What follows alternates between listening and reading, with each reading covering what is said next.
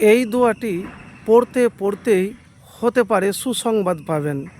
একটি দোয়া পড়ুন, ইনশাআল্লাহ টাকার ব্যবস্থা হয়ে যাবে। প্রিয় ভাই, আপনার অভাব জীবন থেকে দূর হয়ে ধনী হবেন। দুনিয়াতে সকলেই ধনী হতে চায়, কিন্তু সকলেই ধনী হতে পারে না। কারণ ধনী হওয়ার জন্য আপনাকে কষ্টের রাস্তা পার করতে হবে আল্লাহর প্রতি ভরসা এবং ধৈর্য রেখে। তো প্রিয় ভাই, ধৈর্য মানুষকে উত্তম জিনিস, শ্রেষ্ঠ জিনিস উপহার দেয়। তো কষ্ট করে ধৈর্য ধরে এই আমল আর এই দোয়া করতে গেলে ইনশাআল্লাহ হতে পারে আপনার যে অভাব সেটা দূর হবে, টাকার ব্যবস্থা হয়ে যাবে। তো ধনী হওয়ার উপায়, আমল আমি আপনাদেরকে বলবো। তো প্রিয় ভাই, দোয়া মুমিনের হাতিয়ার। দোয়া কবুলের মাধ্যমে অসম্ভবকেও সম্ভব করে দেন আল্লাহ সুবহানাহু ওয়া তাআলা। আল্লাহ রাব্বুল আলামিন বলেছেন আল কোরআনুল কারীমের মধ্যে, তোমরা আমার কাছে দোয়া করো, আমি তোমাদের দোয়া কবুল করব। সূরা মুমিন ৬০ নম্বর আয়াত। তাই আমরা দোয়া থেকে বিমুখ হতে পারি না। সকল প্রয়োজন একমাত্র আল্লাহরই কাছে সাহায্য চাইব। আর যে বান্দা একমাত্র আল্লাহর কাছে সাহায্য চায়, আল্লাহ তাআলা তাকে না দিয়ে পারেন না। নবীজি সাল্লাল্লাহু আলাইহি সাল্লাম বলেন, নিশ্চয় তোমাদের মহান প্রভু চিরঞ্জীব এবং অতি দয়ালু।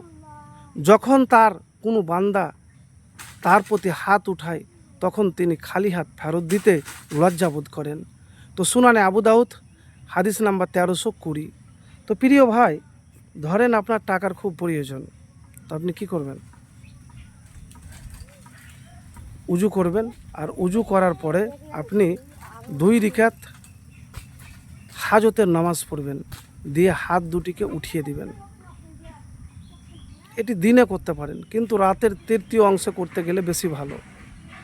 কেন, ওই সময়তে আল্লাহ রাব্বুল আলামিন দুনিয়ার আসমানে অবতরণ করেন আর বলতে থাকেন, কে আছে আমার বান্দা যা আমার কাছে দোয়া করবে, আমি তাকে তা দান করব।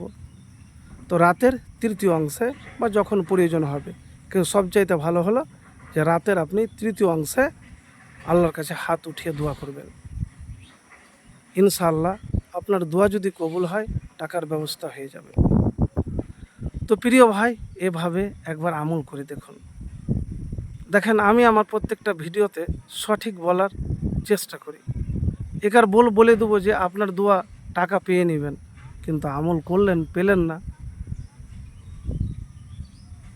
আমল আর দোয়া আল্লাহর কাছে কবুল করলে ইনশাআল্লাহ টাকার ব্যবস্থা হয়ে যাবে। ধনী হওয়ার উপায়ের কথা আমি যে বলছিলাম, ধনী হওয়ার উপায় খুবই সহজ। কীরকম সহজ? দেখেন, সাহায্য যদি আল্লাহর কাছে চান, বারবার সব সময় কাজ করার সময়তে, এবং ধৈর্য ধারাবাহিকতা জীবনে লাগবে।